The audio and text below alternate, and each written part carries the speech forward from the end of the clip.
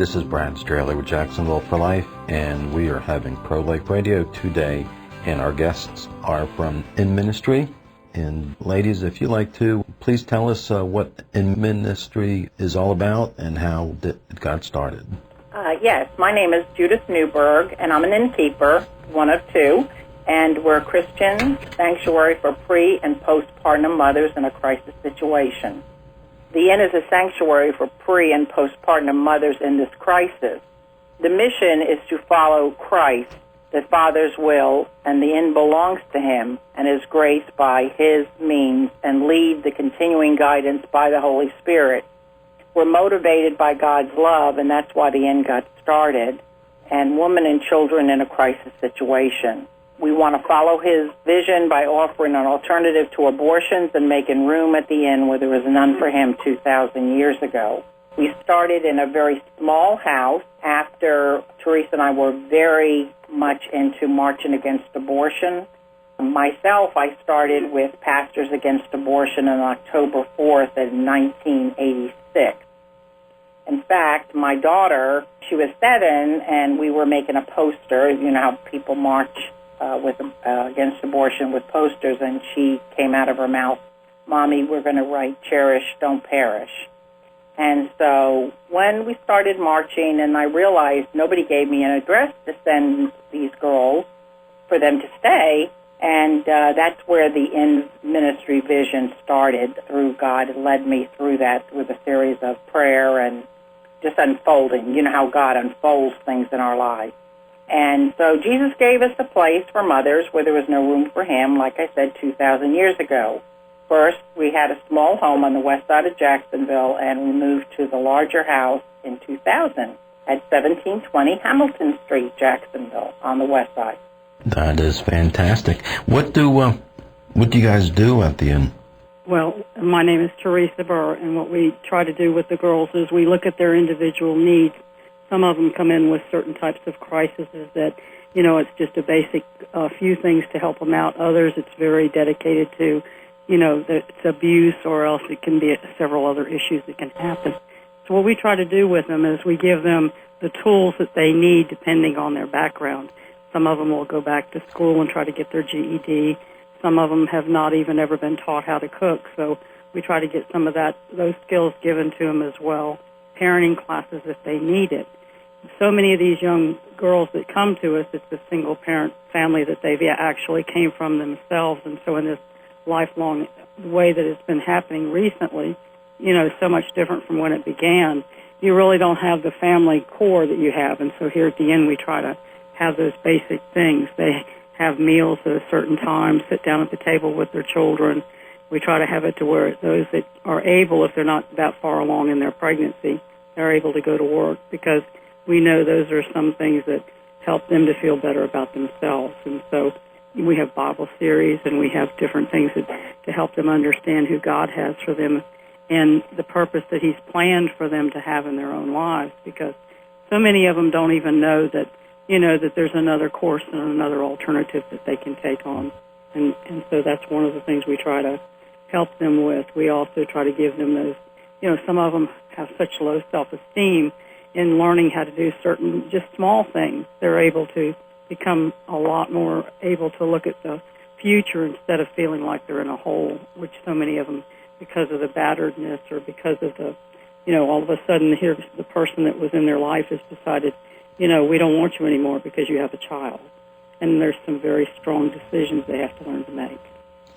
And those things really aren't easy. They don't come with a manual. They really isn't part of your sixth sense. And, you know, if someone isn't teaching these young women and young mothers, then, yeah, how are they going to learn that?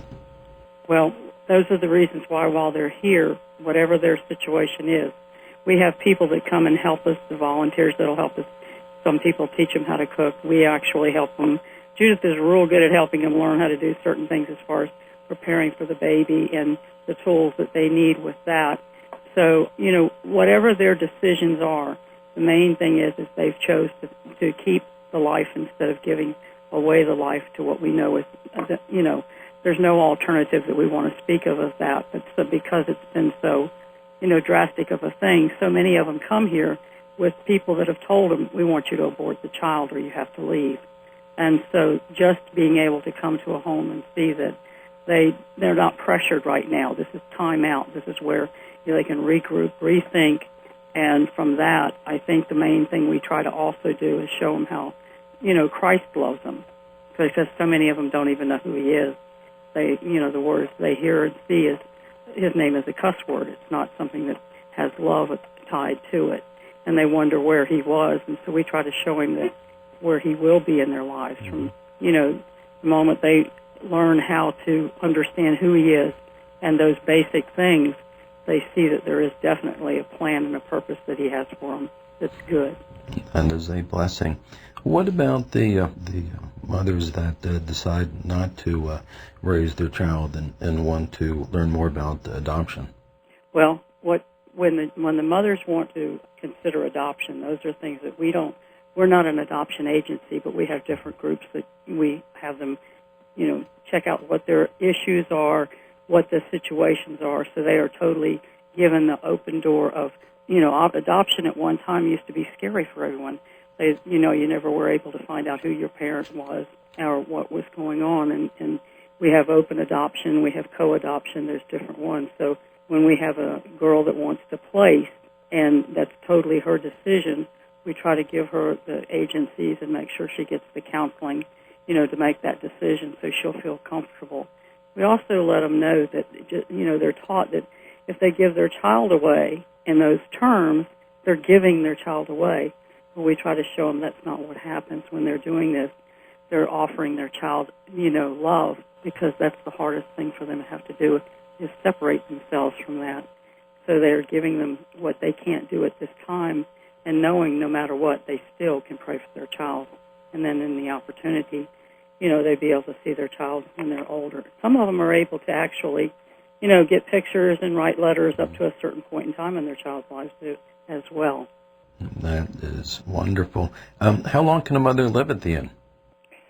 She can stay here with the time of the crisis. We do have an interview, and we see if this is a program she wants to fulfill, because it starts when the crisis begins and she agrees to follow a program, because we are a Christian agency, through 6 months after the child is born. Now, if a mother does place her child, usually the mother doesn't want to stay long after that, but that's up to her. Usually she stays up to 6 weeks until she gets her body ready to get on, with her life, maybe with an apartment, continue with her job, going back to school. Yeah, so that's how long that is. It's a long term. Sometimes it's more than a year, because it's by the time they found out they're pregnant when the crisis begins until 6 months after. So we get to know these moms for the most part, and they become like family. They never forget us. Let's put it this way, good or bad, they never forget us. And they actually make family out of the other girls that do stay here. And it's a long-term thing. I mean, we've been doing this, Brad, for 28 years. We're going on 29. So some of our mothers, they already have families, and they keep in touch. We have mothers that live in Australia. We have mothers who are children are airline stewardesses, but they go back and forth, and they get back with us, and they want to know where so-and-so is. And it's a good thing. God makes families, even though their family might not have worked out the way they thought it was. But by the way, and Teresa was right, when we have girls come here, we don't ignore their natural family, because sometimes in a crisis situation with a mother getting pregnant out of wedlock, that what becomes happening is that everybody's hurt. I didn't raise you right. I didn't raise you to do this. And so what we do is give them these moms time out. And in this time out, we find that their mothers begin to kind of let down their shield, and they begin to see, well, my daughter's going to make it. And she's looking for work, or she has work, she's going back to school. So it all works out good that way. So, it's like I said, it's a good thing. But I have a mother actually here, Brad, that maybe she would like to share her thoughts about here staying at the inn. We'll name her Mary for privacy purposes. Hi, thank you for having me. Oh. Judy was definitely right about you won't forget them, that's for sure. You know, I came from a spot in my life where I didn't see a light at the end of the tunnel because I went from in a car that was not mine at Jack's Beach with my 2-year-old son and barely being able to ever shower. And I remember when I first came into the inn, the first thing I wanted to do was take a shower. And when I was able to take a shower in a nice, clean bathroom, it's just the little things that mean the world. You just don't understand. Some people don't understand how those things can make a difference. So coming from that area, now less than a year later down the road, I've had another baby. I was pregnant at the time that I came in the inn, and he's beautiful. He's smart, and he's healthy. When I came in the inn, I had nothing for him. When I had him, I had everything I could possibly need for him. And it's just been a beautiful thing seeing that. Also, I went from only working at fast food restaurants to now going through school for insurance, having a wonderful job, getting promoted to agent at my job. And things have just really, in a short period of time, have flipped over. And I really see how God has worked in my life. And I couldn't have done it without the inn. I couldn't have done it without Judy on me. You know, you need to get out there. You need to do this. And I did need to do it. And it's changed my life so much. I see the positive side of things now. Wow. But that really sums it up for me, how the inn has helped me. We thank you, Mary, for sharing that with you. And we really see a big turnover in her life. She's got a lot more smiles on her face than initially. Sometimes life wears you down, but she has really been a blessing. And if you see her children, you'll see that they're all, well, they're two of them. They're both boys, and they're all boys, Brad. All boys. Mary, if you don't mind, I had a couple of questions, if I may, just to expound on what you had shared with us, because it was so much, and I don't want to overlook any of it. Just Absolutely. be a moment. This is Brad Straley for Jacksonville for Life, and today we have In Ministry, and we are speaking with Mary, who is a guest at In Ministry. And Mary, you had said something about a number of things I wanted to ask you about, that you were, and correct me if I'm mistaken, you were living in a car with your 2-year-old son. Correct. And then shortly afterwards you said when you were at the In Ministry they had everything that you need. Mm-hmm. Yes. When I got here, it was just wonderful because they have a great system going on where, you know, you do your chores and you be responsible. You basically do what you would have to do as a mother, and you get these, what they call gems, and they provide you with diapers and soap. And even if you don't have the gems, they will still, whatever your baby needs, whatever you need, they make sure that you have it. They will not let you go without here at the inn. That's been one of the greatest blessings living here, is that I remember before I moved in the inn, I would be scrounging out the last bit of change that I had to get some diapers. And now I don't even have to stress about that because I know that I can always go to them and they will provide me with some diapers, provide my baby with some diapers, knowing that is the best thing. And now there's a family of 3, correct? Correct. And you said that you see God that's working in your life now. Mm-hmm. And He really always was, but you probably needed to experience this to see that God is in your life. And now you have these 2 wonderful sons that are going to be boys, and I won't ruin it for you and tell how difficult it is with boys growing up, present company included. But if there's a young mother that's listening, or a family member that has a young mother that finds herself in this position, what would you tell them about In Ministry and how they can get in contact with In Ministry, Mary? I would tell them the best way to get in contact with the In Ministry is to look it up online. Online is how I found the In Ministry. You just type in Ministry, Jacksonville, Florida, and first thing that pops up is the In Ministry. And I would tell them that if they came to the inn, their life will never be the same again. Everything will change, and it will change for the better. Did you get an opportunity to participate in the Bible studies there? I did. I did get an opportunity to participate in the Bible studies. I, in the past, had rejected God, but it was only because of my rebellious side that I rejected him. But coming back to the end, I've learned that he's really, even when I was out there being rebellious, he was always with me, always protecting my son. And I just had to open my heart back up to him for the blessings to come again. It sounds like your son agrees with you. What about, you have these 2 grown boys, what about cooking classes? Oh, cooking. I love to cook. In fact, I help the girls here with their cooking. I come from a Spanish family, so I've always loved to cook.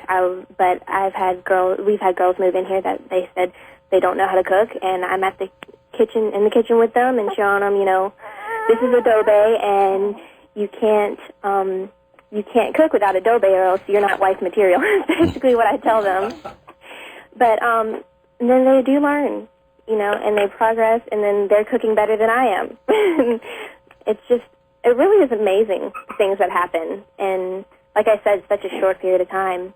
What's it like with, you talked about the other young mothers and teaching them how to cook. How is it like that being in a home with other young mothers being in that same position?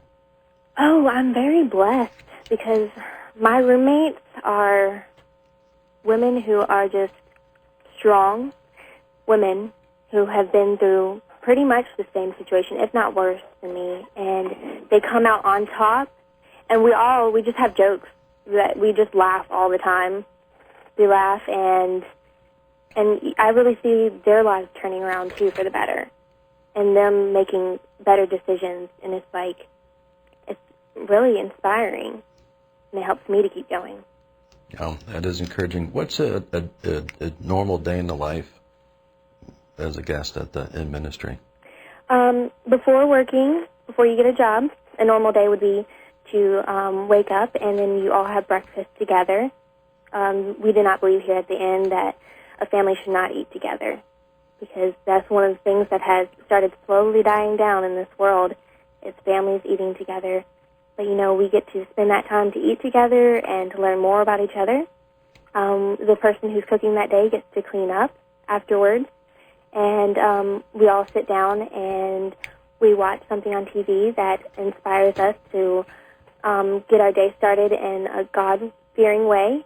And then if we're not working, we spend the rest of the day job searching, putting in interviews, taking care of our children's needs, taking care of our needs if we're pregnant. And then if we get a job, our day is the same, wake up and have breakfast.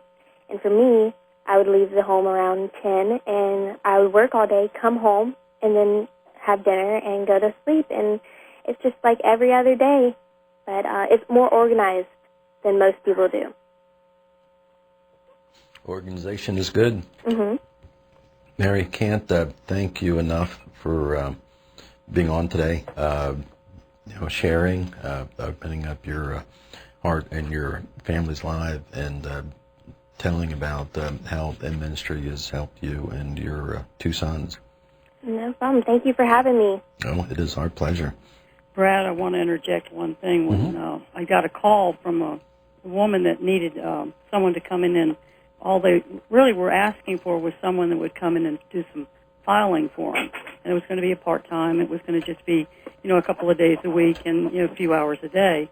And so when she went down for this job, it was within the same week her boss realized that this was a keeper.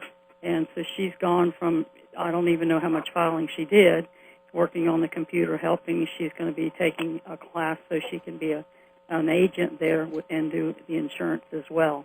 And she's been promoted, I think, once or twice already within the time she's been there. Very well liked, and it's just been an awesome thing seeing how fast she, took hold of what she had, saw that she had potential, and she's really just going 100% forward. Now, it sounds with the organization, are any of these rules the guests finding difficult or tough? I can answer that for you. There have been some times when we do have disagreements, and then I have to realize, these are for our own good. you have to let go of some freedom to get some security, is what I've had to learn. It's been difficult. Judy and I have had our differences once or twice, but you know what? In the end, she's been the greatest influence in my life, and I will love her forever for what she has done for me and my boys. But like I said, you have to get rid of some freedom to gain some security, and they've given us security. Me and my boys a safe home to live, a roof over our head, and a step forward to a better life. Oh, that is a great answer. I appreciate you sharing. With the few minutes that we have left, if someone wants to get in touch with the ministry, someone wants to volunteer, someone wants to make a donation, because you guys are 501c3, you're not receiving money from the federal government. How can someone get in touch with you guys? Okay. Well, what they do is they can go on an email address. It's inministry@bellsouth.net, inministry@bellsouth.net. Our phone number, office phone number, is 904-388-7730. Again, 388-7730. We also, like Mary had indicated, you just go on the web, and it's www.inministry.org. It also has a PayPal account there if they want to go ahead and contribute that way. And we accept standard mail, too, that old, put a stamp on the thing. That would be good. And we are 501c, so it is tax deductible. Well, how long that's going to last, Brad, I don't know. But we would like some representatives from the churches. We are non-denominational, so anybody who feels like their church wants to be involved, they can, or organization. We do have some churches that are very involved, but we're looking for some representatives from the churches to be a spokesman for us. And that's how we get a lot of these diapers that Mary was talking about, because churches, the groups, ladies groups, save these diapers and wipes and stuff and bring this stuff over to us, as well as formula. And and volunteers, too. We'll send a volunteer package. And so we're excited about that. And we do make an appointment for them. We do mail them back if they get in touch with us. And so we'll work things out with them. But if any mother out there or any woman that feels in a crisis situation, and like Teresa had said, we do have a family enrichment program. Not all mothers that need us really want to live with us. They just want to gain baby items. So we call it a family enrichment class. They learn everywhere from what is childbirth to babies, how they grow in their womb. We teach Dr. David Johnson from King of Kings. He has a wonderful program on not only discipleship, but character building, and what does the God's Word say about families? What is the role of a man in the family? What is the role of a woman in the family? And so these are good things, and they earn points, like Mary said. They get these gems, and they cash them in. But, of course, when these mothers come and they have needs, we meet their need immediately. But they come back for classes as they can on their schedule. And they can earn all their baby items. When we've given away all kinds of things, from cribs when necessary, bassinets, car seats, and things like that. So anyhow, so they can get a hold of us, and we'll be glad. You can ask for Miss Teresa or Miss Judy, and we'll be getting back with them. Fantastic. You guys are such a blessing in what you do here in town. And I hate to interrupt, but we are already out of time. Thank you for joining us today and for all you do to promote a culture of life in Jacksonville. And thank you for listening to Jacksonville for Life. For more information about pro-life efforts, please visit us at jacksonvilleforlife.org. Until next time, do something, save babies in Jacksonville.